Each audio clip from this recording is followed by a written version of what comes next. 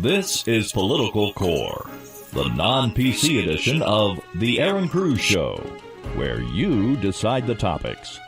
The only place where you get the news you want from the people you trust. We are your balanced and accurate information resource.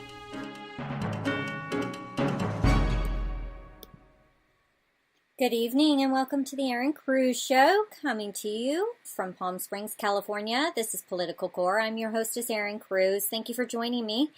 Tonight's topic, the Donald takes charge, tax reform and ACA. So this has really been quite the exciting day. I'm sure many of you have seen what's been going on the TV. There were several interviews today, or should I say press releases, or I don't know, Rose Garden talks, or powwows, or whatever you want to call it. Our president was loud and proud and in charge. It's awesome. And I'm really excited to actually share something with you. So one of the things that we talked about last week was the inability of Congress to actually really get anything markable done, with healthcare reform. So yesterday, I was listening to a press conference with Donald Trump, and you see this all over the TV right now too. Donald Trump and our lovely Senate Majority Leader Mitch McConnell. Oh gosh, I was just tearing my hair out listening to these guys because, but Trump, you have to love the guy in a lot of ways, because as much as the turtle McConnell, he just goes on his way and tries to kind of undermine Donald Trump in this press conference and kind of downplay some discussions that they've had and progress that they've had with the ACA or healthcare reform and talks on tax reform and other things. The Donald comes in, the businessman comes in, and he, it was very interesting. I'll tell you. So Mitch McConnell, he comes in and he says, well, we may not be able to get tax reform done this year. And, he just slugs. I mean, along. Well, we may not be able to get it done this year, but we'll, try to get it done. And Donald Trump comes in and he says, well, I would really like, all the words he uses. Very simple. He speaks very simply. And he basically says that he would like to see it done as soon as possible, preferably by the end of the year. Okay? Sooner if possible. And then Donald Trump goes on to remind everybody about President Barack Obama and how he didn't even get Obamacare, passed. He didn't get Obamacare passed by, until his second year. I mean, yeah, sure, it started getting there towards the end of the year, Christmas and all that, but it didn't get signed until the next year. I think it was in March. So, Donald Trump brings up a good, interesting thing here, and I kind of agree and disagree with Donald Trump on this.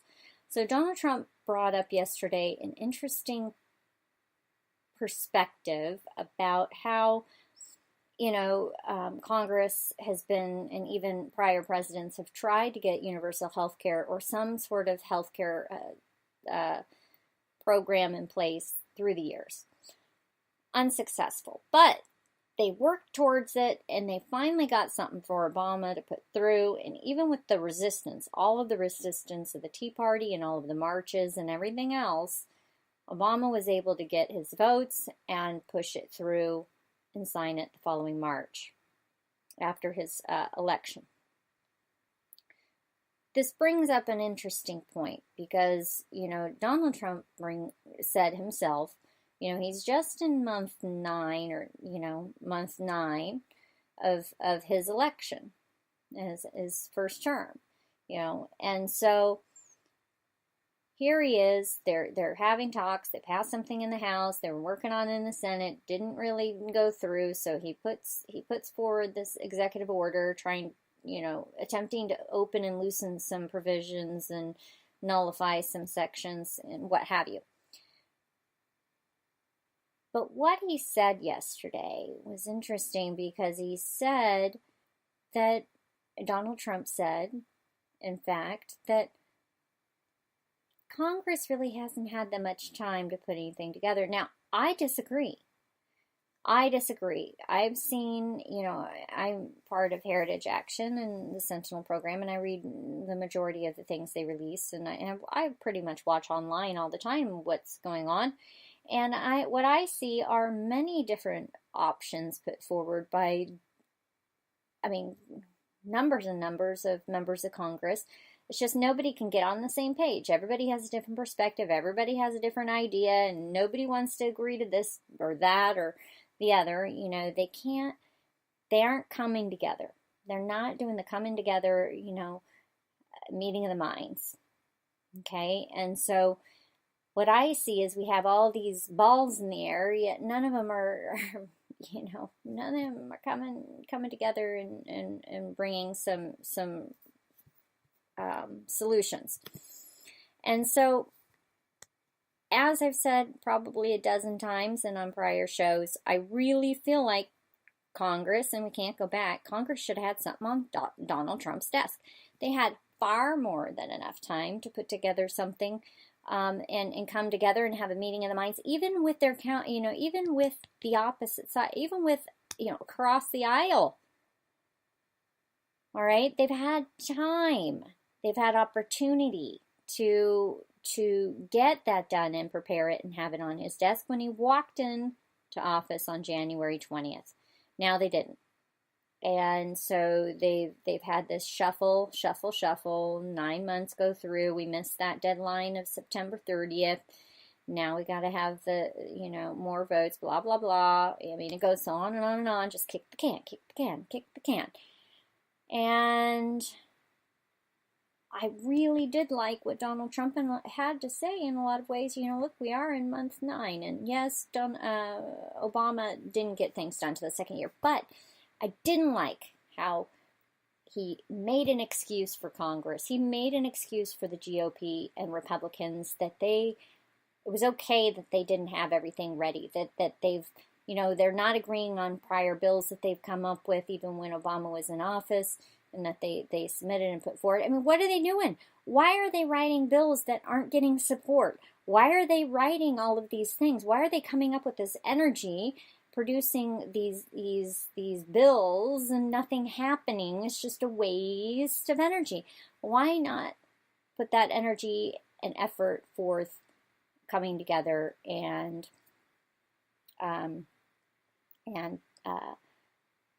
coming up with a plan, where everybody can agree that it would help the American people, because the common denominator here is that the American people are the ones that are suffering, and that money is coming off of their tables, and then what we have here are the politicians who really just don't give a darn. Because really, if they did care, if they cared more about the American people and less about their re-election campaign, they would actually do something actionable, to benefit the American people.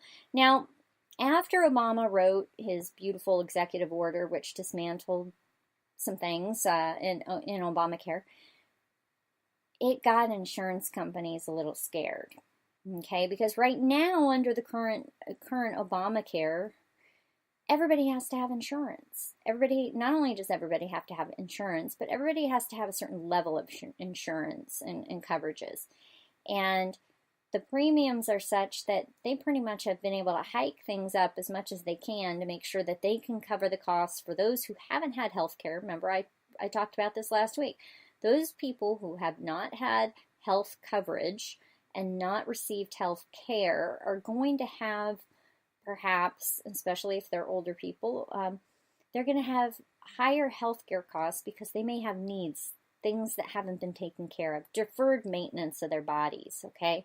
And so insurance companies have had to make allowances to take in consideration those sorts of costs, right? So as Donald Trump starts taking action, the insurance companies are starting to get a little unsettled. Now, there are those people that say insurance companies, the big bad wolf, he's just giving them a whole bunch of, leeway and letting them off the hook. We need to hold them to the wind. Well, look, what I saw today and what you may have seen as well, and I've been reading about it, is we actually have, and the New York Times reports, okay, I'm going to go ahead and read a little bit of this.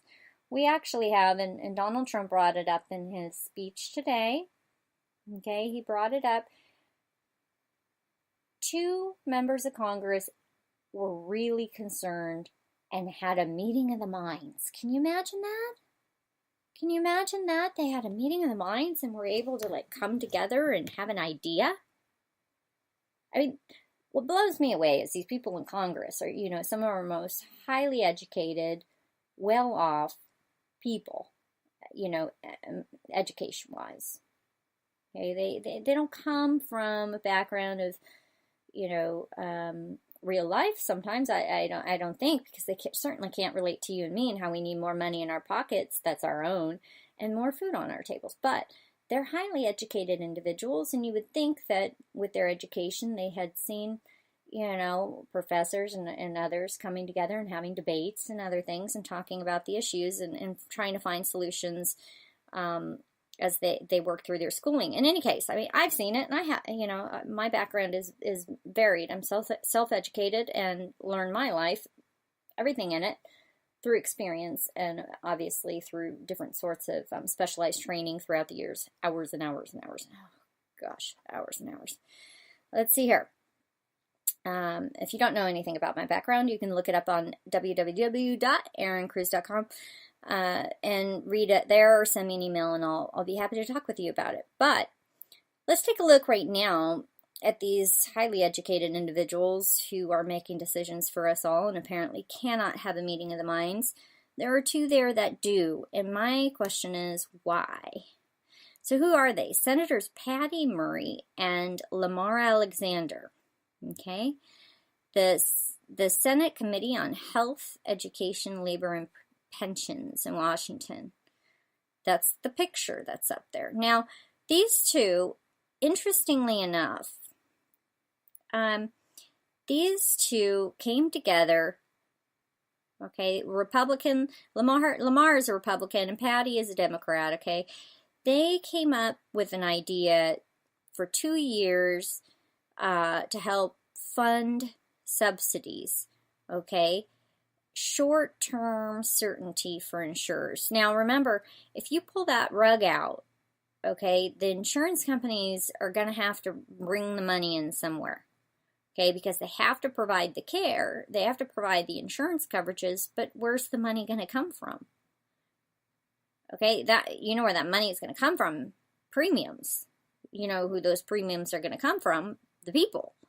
So, and it's not going to come from the people who are getting Obamacare because they don't have enough income and they don't have to pay for their health insurance premiums, right? Or at least they have reduced premiums, yes?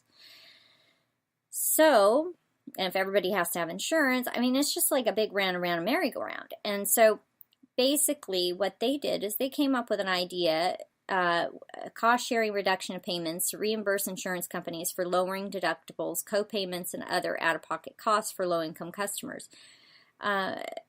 Basically, without those, the insurance company said premiums for many customers purchasing plans under the Affordable Care Act would shoot up and profits squeeze. Some of the companies would probably leave the market. Quote, "In my view, this agreement avoids chaos," Mr. Alexander said, "and I don't know a Democrat or Republican who can benefit or who benefits from chaos." So when I heard Trump today, he said that Obamacare is virtually dead. And what I heard Trump say in my ears and in my mind today, when I heard him talk about these two who had come together, I heard him say that he was welcoming the fact that these two came together and had an idea, a solution to ease some of the concerns of insurance companies. Okay. What I also saw there was I saw the businessman and Donald Trump saying, hey, people aren't bringing me anything to the table. If you bring something to the table, we'll take a look at it. If it makes sense, if it looks like it's actionable, if it looks like it might, be beneficial to the people, to the process, we'll go with it. Donald Trump is a man, I believe, who sees the big picture, okay? And he wants solutions, okay? He wants policy put in place so people can take action and find solutions to those problems. One of the problems is those premiums. And does he want to see them skyrocket? No. So what he's saying is that he's okay with that possible 2-year easing. Okay. In the meantime, he said that they have very soon, which he would like to pass after tax reform is passed, a piece of policy that would, he didn't really say replace Obamacare, but something in there that Congress could come together on for the American people to solve many of the issues relating to Obamacare. I like that, but I also like that he was open to something, open to ideas from Congress. What this tells me is that our congressional members are not coming to the president and really providing him opportunities to give American people solutions to these big problems. These are big ticket problems that are affecting Americans nationwide. Less money in their pockets, high premiums, high deductibles, hard to get care because you can't afford the deductible or you can't afford the co-insurance or you can't, you're paying the premiums because you don't want to get fined and sent a bill by the IRS. But, it's really, really quite a difficult situation for many. So what it tells me is these congressional members aren't really coming together and they aren't saying, look, this might be a solution. And these two did. And I'm very proud of them. I am not saying that I'm in full agreement with what they're doing. In terms of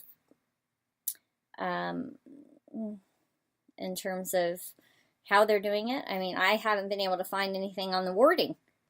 Maybe I'm blind here, but I looked up about 15 different articles and everybody's talking about it and nobody's actually providing the wording. And that's one of the other things that I really struggled with Obamacare. So we had the first piece of legislation, if you remember, when this was, Obamacare was passed years ago. We got one version of it. And then, of course, all of the amendments come in and yada, yada, yada, yada, yada. And I would love to see the actual bill, the one that has all of the, amendments and all of the pieces to the pie. I'd really like to know what's in it. Because, Nancy Pelosi, we still don't know what's in that bad boy. All we know is it's bad news. It's made premiums and deductibles both skyrocket and costs skyrocket. So I would like to call on the Trump administration to provide all materials, not just the skeleton bill. I'm sure they're in there somewhere. I just haven't been able to find them. And I'm a regular Joe, just like many of you. And this should be something that's readily available right there when they talk about it. Even fake news, not even fake news, but big media. They should be providing not just the conversations, not just the interviews and the quotes, but they should be actually providing links to the legislation. Why not? This is the information age. This stuff should be readily available. So that's pretty much my take on it. Is Congress is dragging their tail feathers. Hopefully we'll go ahead and we'll get some tax reform here before the end of the year, like Trump was pushing for. But the biggest thing is today, what we saw. We saw the Donald. We saw the Donald in action. We saw him working with the American people. You may not like everything that Donald Trump does. You may not like that Donald Trump tweets. You may not like that he's uncouth and he kind of says things off of, shooting on and talking off of the hip, whatever. You may not like that he uses simple words and he repeats himself. You may not like his hairdo. You may not like his wife. Okay? You may not like him for many different reasons. But you have to like that he is open to Congress coming to him with solutions. You have to like that he didn't just shoot down an opportunity to look at the bigger picture and find a bridge, temporary bridge to maybe one of the problems that's going to come up. What that tells me is, even if you don't like many of the things about Donald Trump, is he is ready to take action. If he sees a problem and you bring him maybe a solution, he may say, that's not a good solution. We're not even going to think about that. But there is the opportunity and the ability for you to get what you need to get done if you just approach him and you just bring it down to the bottom line and say, hey, this could work for the American people. This could help with this situation. That can help with that situation. And maybe offset this or that or the other. He's open. He sees the big picture, and he's ready to take action. I don't care if you're Democrat or Republican. I don't care if you're black, white, Asian, Hispanic. I don't care if you're a man or a woman or you identify as a dog, okay, or cat. I really don't care who you are. But if you're an American citizen, you have to agree that it would be good. I think it would be good, and I would find it very difficult if you could disagree. It's good to have an American president who's open to Congress coming to him with actionable solutions that he's ready to do right now. If there's something that needs to get done, there's a need, and you provide a solution or a way, he's open. Okay? I would have to say that many of you, I would find it hard to believe that you could disagree with that. Because whether you have a D or an R, we need solutions. We need real solutions. Nobody wants to see somebody who's poor go without health care. Care, not insurance, care. Nobody wants to see people who are, don't have a lot suffer. Nobody wants to see that. What we want to see are solutions that are equitable, that people can afford, because I can't afford to support everybody else. The rich, they may have money, but they earned it. Many of them have worked their whole lives, worked hard. That's their money, and tax is just the government taking your money and giving it to everybody else. The government doesn't have something that if they have something, it's because they've taken it from somebody else, and now they're giving it and spreading it around. So,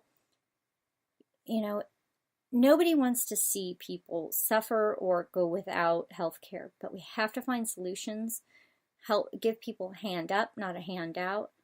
There are those who have paid into benefits or Social Security or disability or, other types of entitlements. Those are entitlements they paid in. Those monies should have been guarded, in Medicare and all of these things. You don't want to see people go without. But at the same time, the solutions have to be reasonable.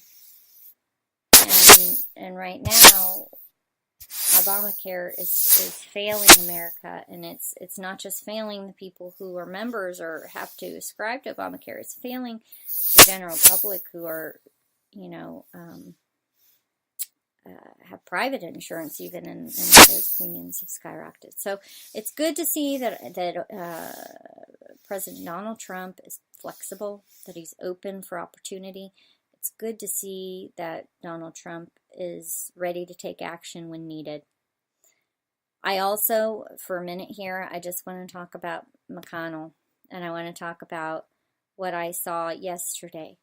I do still see that the GOP is undermining Donald Trump. They say there's someone on the, they kind of said that they were on the same page. What I heard, the underlying of that section of the interview yesterday was, yeah, they're on the same page, but, and I don't want to create doubt there, but I'm telling you, when I heard Mitch McConnell go on about, well, it may, this may go till next year, what I heard Trump say is that's not what we want. And that just tells me that, yeah, okay, McConnell may see that Congress is slow to act. That's not Donald Trump's fault, okay? This stalling and churning and kicking the can and dragging it, dragging along by Congress is not Donald Trump's fault, okay? It's not your or my fault. Congress, actually, it is your or my fault. It is your or my fault. It's our responsibility to put pressure enough on Congress, our congressional members, for them to take action, okay? So we should take responsibility for that portion. From there, Congress should know what their constituents want, and they should act accordingly, yes? So on that note, what I want to say to you is this. I'm going to encourage you, again, like I do every single show, I'm going to say, please call your member of Congress. Okay, the phone number is 202-224-3121. And you can look on house.gov or senate.gov for who your congressional members are. You can also look up those or other resources on my website at aaroncruz.com. Or you can send emails and inquiries to info@aaroncruz.com. Make sure also to like me on social media, like us on social media, Political Core, The Aaron Cruz Show, or if you want all things politics,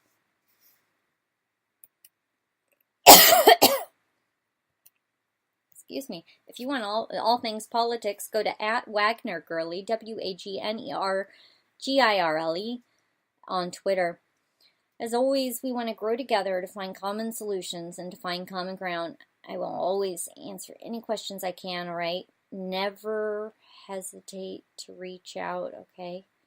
We are in this together. I want to just also point out to you, I have some exciting news. As many of you know, I've been working on some books. I've been writing for quite a long time, and my first book is finished, and the release date is coming up. We will be having an exciting announcement about the release date and what's to come, what exactly the book is about. So make sure you check out the website, aaroncruz.com, get on our mailing list, and you will definitely be the first in the know. Everybody on there will get an email from me as soon as I have it to release to you. I do have the date, but I need some more details. So in any case, I hope y'all have a good night, and just hang tight. Always act, don't react, yes? So when you see the news, take a deep breath and know that everything's going to be okay. It'll all come together. We just need to play our part and get involved, yes? So thank you again for joining me, Aaron Cruz, on Political Core, The Aaron Cruz Show. Join me again Thursday evening, 7 to 8 p.m. Pacific Standard Time for the Queen of Politics, where we have a little bit more fun while we talk the issues. Always with information you can use to make positive change in your community, in your state, and in the nation. Have a blessed evening, everyone. God bless you, and God bless America.